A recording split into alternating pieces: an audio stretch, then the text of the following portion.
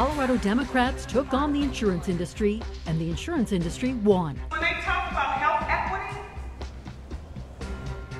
where is it at? Tonight on Denver7 News at 6, we're going in-depth on the public option, or what's left of it. It's completely different from how it started out. Road rage inspires a shooting and brings traffic to a halt in Aurora. It's never worth it. Plus, we sit down with the new head of Denver Public Schools. I believe in equity, meaning if the bar is here. And a military family gets a decidedly unfriendly welcome upon moving to Colorado. Drove away with everything we own.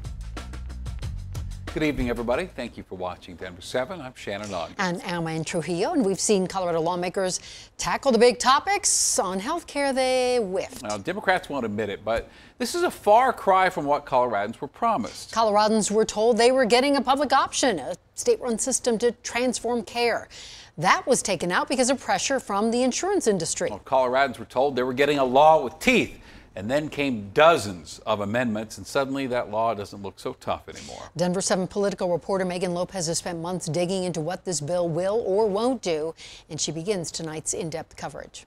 Today, we gather virtually to mark the introduction of a bill. It started as a public option, a big bill with bigger promises. This bill. That is not the bill that passed the Senate Wednesday. Over the course of the last 2 months or so, the bill has been through dozens and dozens and dozens of changes. That's Marianne Goodland, who's been covering the Capitol for 2 decades. It's completely different from how it started out. The state-run plan is gone. We told you about some of the changes and confusion last week. This week, even more amendments. First, doctors can no longer be fined if they don't accept the standardized health plan the bill creates. Bill sponsors say it's a compromise to get more of the medical community on board. Throughout this process, we've moved people at sometimes by inches and sometimes by miles. Republicans worry those doctors could still face backlash. I am extremely concerned that patients are going to be the ones that bring lawsuits against their healthcare providers. Another change, the insurance commissioner will no longer be able to revoke the license of a hospital that doesn't comply.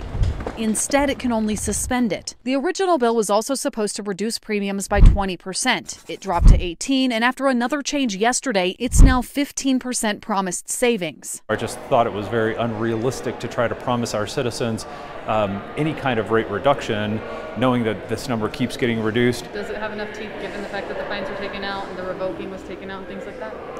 I am confident that when this bill is signed, we will see it put into effect. One Democrat voted against it in the Senate, but others, like Senator Rhonda Fields, expressed serious concerns. That's why I'm voting for this bill, but it is really not about health equity.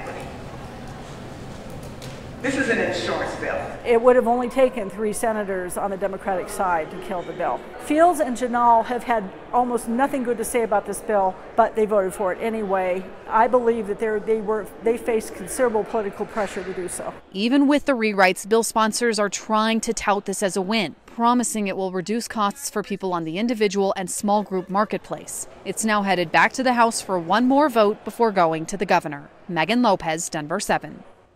Colorado isn't the only state to lay claim to taking on the healthcare industry and winning. Washington is quick to brag about its public option. Kritika Amin with the Kaiser Family Foundation says there's more, maybe less, to that law as well. The Washington option is similar to Colorado in that it's trying to put cost controls to premium growth rates. Washington more directly sets payment rate targets.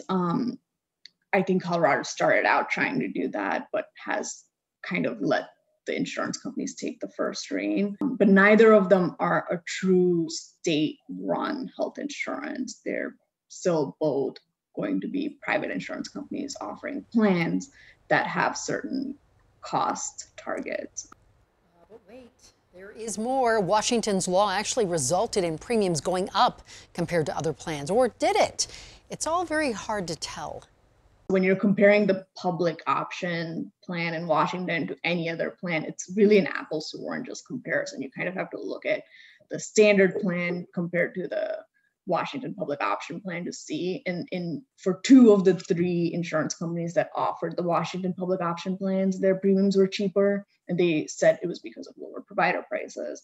But for one, the third insurance company, the prices for the public option are actually higher than the other standard plan.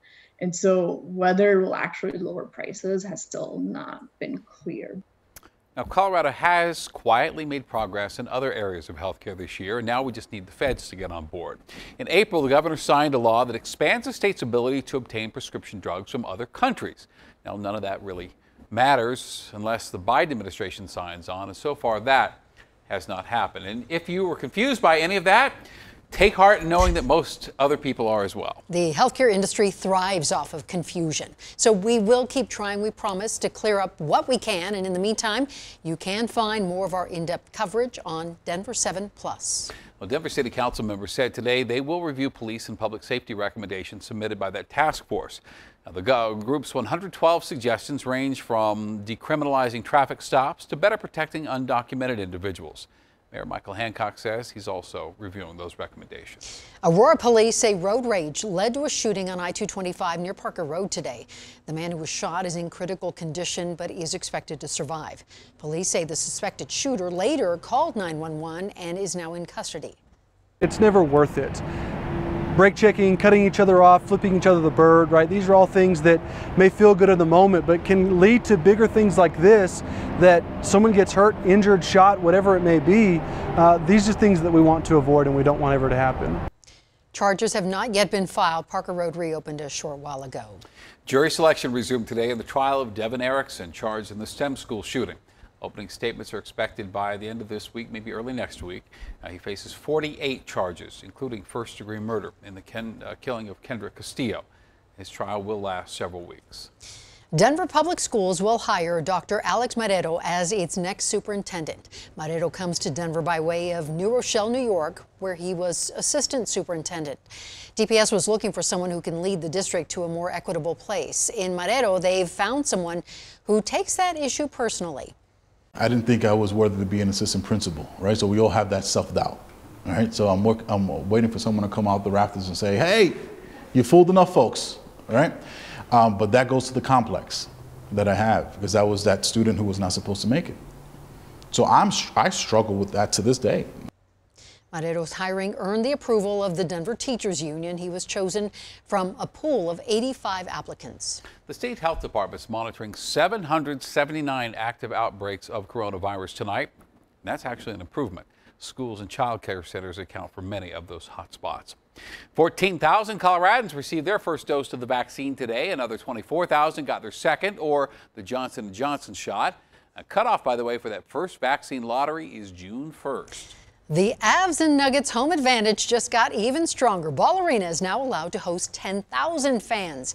Capacity was previously capped at 7,500. Now the Avs are off tonight, taking a break from all that winning. The Nuggets are in Portland preparing for Game 3 tomorrow. The Broncos are one of only 2 teams in the NFL to not receive approval for full capacity. This according to ESPN, which reports the decision rests entirely with local leaders. The Broncos play their first home game in late September, so there's plenty of time to make a change. An Air Force family had a life packed inside a moving truck. A thief had no problem taking it. Denver7's Liz Gilardi spoke with the family today and explains how you can help. Which ones need to be cut? Military families are used to moving. Does anybody else want hummus? And the chaos that usually comes with it. So we moved from Virginia, moved across the country. We packed up our stuff into a 26-foot Penske moving truck. An Air Force transfer brought them to Colorado. Evan Salas, his wife Stacy, and their 3 girls are looking forward to exploring the state. They arrived on Sunday and pulled into this hotel by the airport just before midnight. Everyone was exhausted. Somebody came in the middle of the night with the intention specifically of stealing, and they stole from us everything. Their moving truck was in the hotel parking lot. Evan locked the doors. By the morning, it was gone. I looked out where it was parked and looked down, heart sank. Heart sank seeing that it wasn't there, parked across where we had left it. The truck had all their belongings inside, not only furniture and clothes, but boxes of family heirlooms and photos. Stuff from my career, stuff that I've worked hard to achieve and earn. Military coin collection is gone. We've lost family silverware, all of our Christmas ornaments, everything that we've put together over time. Memories, lots of memories. His family is trying to make this new house a home, but they have to start all over in a new state as he starts a new job at Buckley Air Force Base. We're hoping that maybe somebody in the community will see the truck, maybe find an abandoned Penske truck and call it into the local Denver PD. In the meantime, other military families and complete strangers in their new neighborhood have stepped up to donate what they can. Denver7 Gives also set up an account called Help the Salas Family. The funds will go toward rebuilding what a cruel thief took away. Couch, dressers, nightstands, entertainment center, bedroom furniture, all of it. That person also stole all the outdoor gear they bought for their adventures in the mountains. And despite this, we're still excited to be here. With your help, we can welcome this family to Colorado and make their move a little easier. Liz Gilardi, Denver7. Gosh, we're sorry about that. That does not represent who most people are out here. Now listen, head over to the Denver7 Give section of the denverchannel.com. Look for this story in the drop-down menu and you can donate. Coming up, the COVID roller coaster is nearly over for a Colorado theme park. That means the rides can start up again. It feels like it's just itching for people to come and fill it up. Plus, the Avs aren't playing tonight. Their eventual opponent is. Strong and severe thunderstorms expected across eastern Colorado. Could even see some tornadoes out that way. We'll talk more about how much more rain we expect to round out our week coming up.